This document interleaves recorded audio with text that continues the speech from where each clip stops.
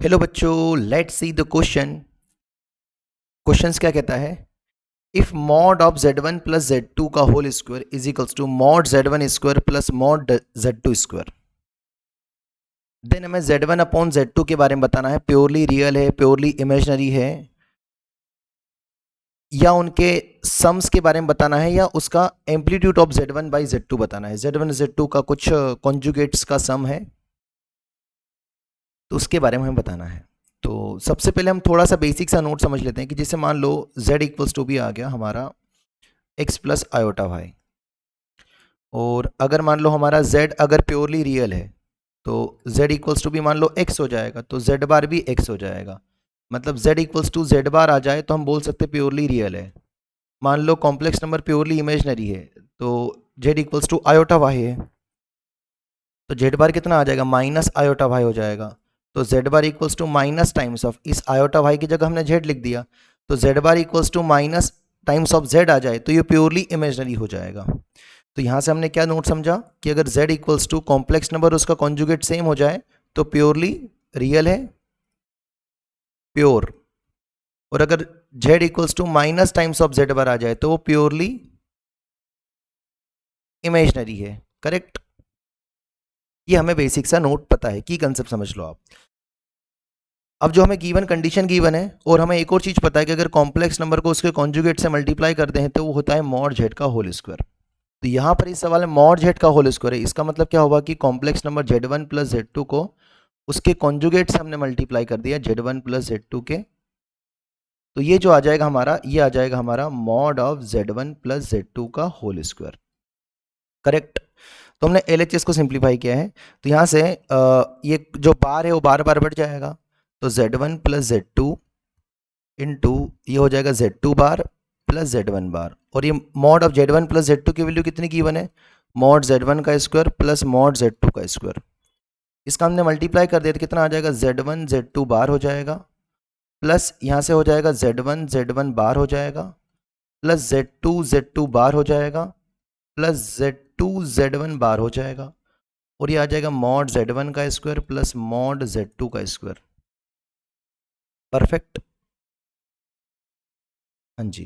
तो यहाँ से z1 इंटू z1 बार ये हो जाएगा मॉड z1 का square, plus z2 into z2 बार हो जाएगा मॉड z2 का स्क्वायर, और ये बन जाएगा z2 z1 बार, और ये बन जाएगा z1 z2 bar equals to बचेगा mod z1 square plus mod z2 square. तो ये दोनों क्वांटिटी तो कैंसिल हो जाएगी, तो यहाँ से हमारा बेसिक सा नोट क्या बचा कि z1 z2 bar plus z2 z1 bar equals to 0। तो अभी हमने एक बेसिक सा नोट, इसको माइनस को इधर भेज दो तो z प्लस जेड बार 0 आ जाए, तो इसका मतलब क्या होता है, ये जो कॉम्प्लेक्स नंबर है प्योरली कैसा होता है, इमेजनरी। तो यहां से हम क्या बोल सकते हैं, यहां से हम क्लियर कट क्या बोल सकते हैं कि अगर हम z1 z2 बार एक कॉम्प्लेक्स नंबर लें, इसका कॉन्जुगेट लेंगे तो इसका कॉन्जुगेट कितना आ जाएगा, z1 बार z2। तो ये जो z1 z2 बार है और इसका कॉन्जुगेट ये लिखा है, ये जो कॉम्प्लेक्स नंबर है इसका कॉन्जुगेट ये रहा, मतलब z1 z2 bar is purely क्या हो जाएगा, इमेजनरी हो जाएगा। z1 z2 बार जो कॉम्प्लेक्स नंबर है वो प्योरली क्या हो जाएगा, इमेजनरी हो जाएगा। ठीक है, ये हमें मिल गया, बहुत बढ़िया। प्योरली इमेजनरी मिल जाएगा। चलिए, अब हमें पता है कि z1 अपॉन z2 के बारे में बताना है कि वो प्योरली इमेजनरी है कि रियल है। तो अगर हम z1 upon z2 plus z1 upon z2 बार का कॉन्जुगेट, कॉन्जुगेट मतलब बार, तो बार बार बार बढ़ जाएगा। अगर ये वाली क्वांटिटी अगर हम 0 बता दें तो ये प्योरली क्या हो जाएगा, इमेजनरी। और अगर हम बता दें कि दोनों इक्वल हैं तो हमारा प्योरली क्या हो जाएगा, रियल हो जाएगा। क्योंकि हमें अगर z और कॉम्प्लेक्स नंबर्स का कॉन्जुगेट सेम आ जाए तो रियल होता है, और माइनस टाइम्स आ जाए तो प्योरली इमेजनरी होता है। तो हमें ये वाली वैल्यू कैलकुलेट करने की कोशिश करेंगे। चलिए, तो यहाँ से हम पहले इसको RHS इसका हम यूज़ करेंगे, इस इक्वेशन का यूज़ करेंगे। तो हमने यहाँ से क्या बोल दिया, इसको हम यहाँ से थोड़ा सा हटा देते हैं अब।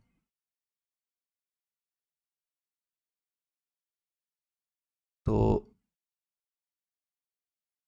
इसको हमने RHS में भेज दिया, तो z1 Z2 बार बराबर minus times of Z2 Z1 bar. Perfect. तो इसको हमने इधर भेज दिया, तो Z1 अपॉन Z2 हो गया, और ये हो गया Z1 बार अपॉन Z2 बार हो गया माइनस टाइम्स, माइनस को इधर शिफ्ट किया तो प्लस हो गया, तो Z1 upon Z2 plus Z1 bar upon Z2 बार, ये जो सम आया वो जीरो हो गया। तो यहाँ से अगर ये सम जीरो आ जाए इस इक्वेशन से, मतलब ये प्योरली कैसा नंबर है, इमेजनरी नंबर है, तो बी ऑप्शन तो हमारा परफेक्टली सही हो जाएगा। तो ये तो गलत हो गया हमारा। ठीक है, Z1 Z2 बार प्लस Z2 Z1 बार, ये वाली इक्वेशन भी हमारी यही आ गई है ना, इसी को जस्ट सिंप्लीफाई करके ये आ रहा है, तो सी भी हमारा परफेक्ट हो गया।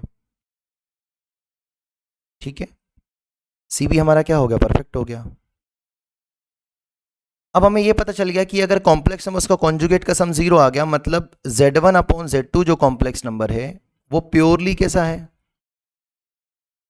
इमेजनरी है। और अगर कोई सा कॉम्प्लेक्स नंबर प्योरली इमेजनरी है तो उसका जो आर्ग्यूमेंट होता है या amplitude of Z1 upon Z2 होता है वो कितना डिग्री होता है, 90 डिग्री होता है, मतलब π/2 होता है। तो डी ऑप्शन भी परफेक्ट हो गया, क्योंकि अगर प्योरली इमेजनरी है तो y एक्सिस पे लाई करेगा, तो y एक्सिस पे लाई करेगा तो एंगल कितना डिग्री बनेगा, 90 डिग्री तो बनेगा।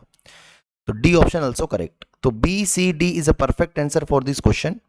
आई होप आपको अच्छे समझ में आया होगा। Thank you.